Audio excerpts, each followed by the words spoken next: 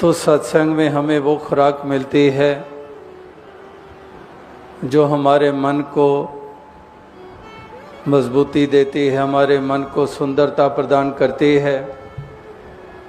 ऐसी संगति हमेशा से ही कल्याणकारी मानी गई है और ऐसों का संग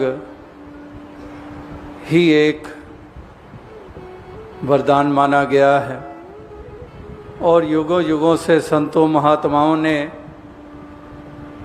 ऐसी संगत करने के लिए ये प्रेरणाएं दी हैं।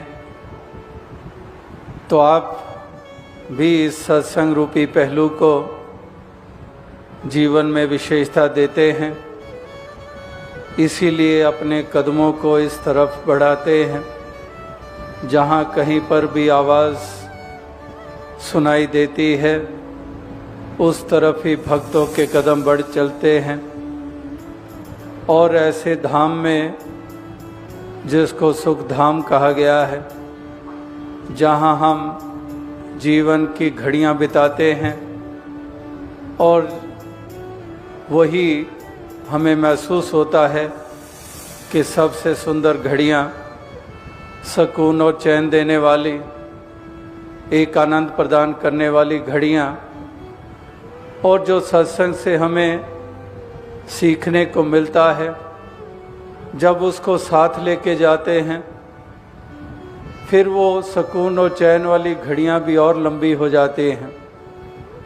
अगर उसको साथ लेके जाते हैं, और अगर साथ लेके नहीं जाते फिर वो आनंद की घड़ियाँ सीमित रह जाती हैं।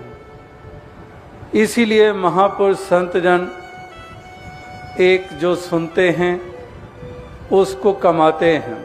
सदगुरु के रूप में तो जहाँ बाबा हरदेव सिंह जी हम सबके साथ उस तरह अपना सिखलाई को शेयर करते थे।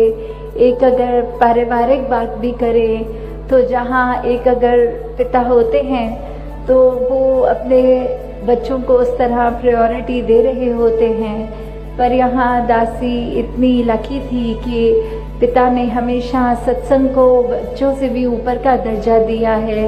और ऐसी ही एक घटना ये हुई कि दासी की एक बार किसी चीज़ से खाकर ऐसी एलर्जी हुई कि सांस भी उखड़ उखड़ के आ रहा था और पूरे शरीर में छोटे छोटे दाने हो गए और शरीर सूजने लग गया। और उसी समय ये डॉक्टर को घर पे बुलाकर, जहाँ डॉक्टर ने कहा कि हॉस्पिटल में एडमिट करना पड़ेगा, उम्र भी